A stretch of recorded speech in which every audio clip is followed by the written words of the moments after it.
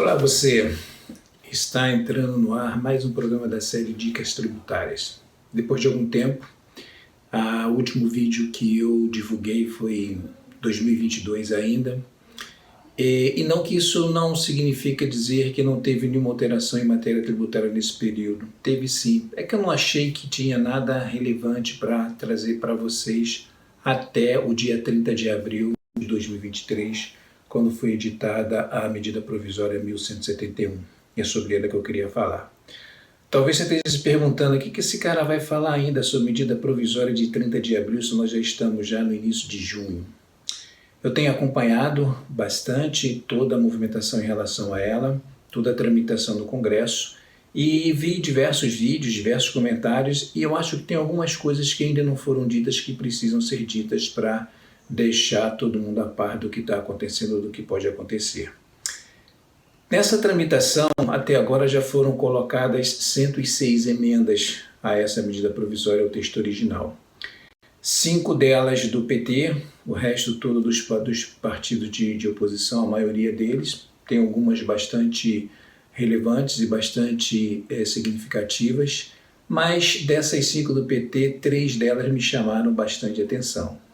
Tem 2 que são da deputada federal Maria do Rosário, do Rio Grande do Sul, e 3 de um deputado federal de Santa Catarina chamado Pedro Uxai. E é nessas que eu quero me concentrar. A primeira delas, que na verdade é a última das emendas, é a de número 106, ele propõe que a contribuição social sobre o lucro dos bancos e das operadoras de petróleo e de minério sejam dobradas durante os meses de 2024, de janeiro a dezembro. Então o banco, por exemplo, passaria a pagar 40% de contribuição social e mais também teria ainda com 25% de imposto, ele teria aí uma carga tributária de 65% sobre o lucro líquido. Bastante, né?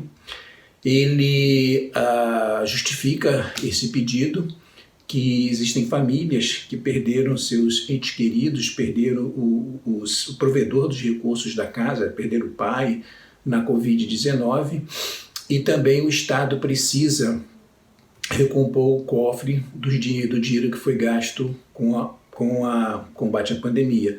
E ele justifica que esses valores arrecadados nesse período ia ter essa destinação, ajudar essas famílias e ajudar também a recompor aí o sistema de saúde. Acho que isso não vai para frente. Uma segunda coisa que ele coloca, essa então é mais absurda ainda, ele diz que fica instituído a contribuição social sobre alta renda prevista no artigo 195, inciso 5º da Constituição Federal.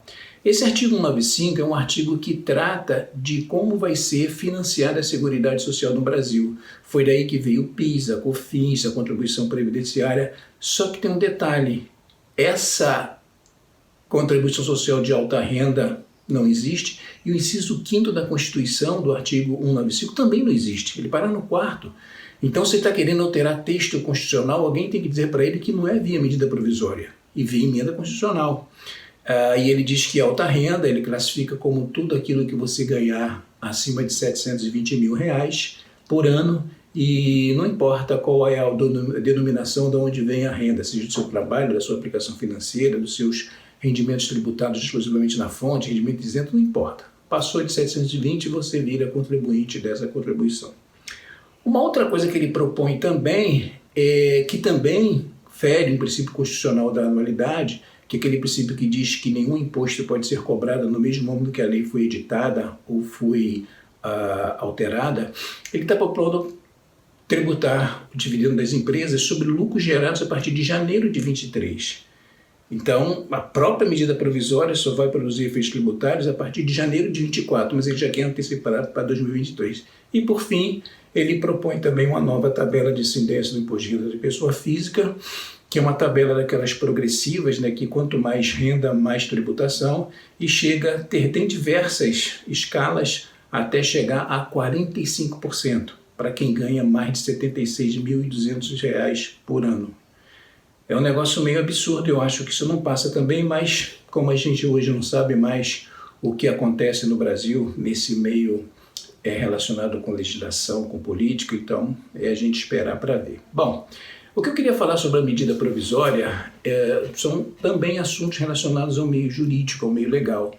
Eu acredito que se ela for aprovada da forma que está, vai aumentar bastante o contencioso tributário que já existe no Brasil. Por quê? Primeiro vamos separar então as duas coisas. A tributação da pessoa física, uma pessoa física no exterior, então você manda seu dinheiro para o exterior, aplica esse dinheiro lá, toda vez que esse dinheiro gera, que essa aplicação gera um rendimento e cai na sua conta, ele já é automaticamente tributado aqui, isso não é nenhuma novidade. Até em cumprimento do artigo 43 do Código Tributário Nacional, que diz que o fato gerador do imposto é a aquisição da disponibilidade jurídica ou econômica da renda. Então, se caiu lá, se você trouxe um imposto para cá, você teria tributação, e isso também corrobora o artigo 34 do Regulamento do Imposto de Renda, que fala que, para fins tributários, independe a origem da fonte, a nome, de onde vem, bastando por contribuinte ter alguma vantagem. Então, se está lá na conta dele, ele não trouxe porque não quis, então ele seria tributado aqui.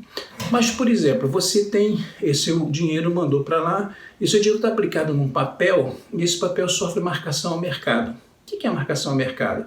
É estabelecer qual é o valor de mercado para um papel em determinada data. Se aquele valor de mercado subiu nesse período, essa subida não significa nada para você, da mesma forma que a descida também não, porque só vai se realizar se você efetivamente resgatar naquele momento. Se você não resgatar, você não ganhou nada. Então não há disponibilidade econômica nem jurídica da renda. Então tributar isso seria ferir o artigo 43 do CTN. A mesma coisa acontece se você tem um imóvel. Seu imóvel valorizou lá fora. Você vai registrar isso na sua declaração de imposto de renda, essa mais-valia, ela não deve ser tributada, até porque você não deve nem registrar, fica valor histórico. Mas a medida provisória dá a entender de que isso também seria tributado. Então, de novo, não tem disponibilidade para isso. Uma outra situação que também é bastante curiosa é o fato de você ter aí a perda da isenção da variação cambial. A variação cambial não é isenta por causa de uma benesse do governo. Ela é isenta por uma questão técnica também. Quando você manda o seu dinheiro, os seus reais para fora, converte numa moeda estrangeira, se o real perde valor em relação a essa moeda aprecia em relação ao real, você não ganhou nada ainda. Você só vai ganhar se você resgatar, se você trazer esse dinheiro para cá, então você vai ter uma diferença em reais, que é isso, essa diferença tributária. Mas enquanto é variação cambial somente, não há que se falar em tributação. Mas a medida provisória também está propondo a revogação da isenção da variação cambial. Isso também vai criar aí um contencioso tributário bem grande. Agora, quando a gente olha para a pessoa física pressionando uma pessoa jurídica no exterior, que é isso que também a medida provisória prevê, novamente a gente tem uma questão legal. Por quê? Porque, pelo princípio da entidade, que é um princípio contábil, o patrimônio da pessoa jurídica não se confunde com o da pessoa física. Isso também, quando a gente vai para a legislação societária, é a mesma coisa. O balanço, quando ele é fechado, o lucro apurado fica à disposição dos administradores. Então, compete a eles decidir o que vai fazer, se vai pagar dividendos, se vai distribuir lucro, se vai reter os lucros, se vai aumentar o capital, se vai fazer algum tipo de investimento na própria empresa, ou seja, então aquele valor que está disponível, que está o lucro da empresa, não é disponibilizado automaticamente para a pessoa física aqui. Então não veio meio legal também de considerar isso como disponível para fins tributários. E de novo, a medida provisória também atropela um outro conceito muito importante, que é o do trust. O trust, a medida provisória diz que os bens que estão dentro do trust, eles pertencem ao titular, de titularidade daquela pessoa que instituiu o trust. Não, isso não é verdade. O trust ele é criado por doação. Você doa o trust, nomeia um trustee, que é uma pessoa que vai cuidar daquele patrimônio que você doou e vai dar o destino que você quer que dê se acontecer alguma coisa com você. E você pode também revogar esse trust, aí sim esse valor viria para você.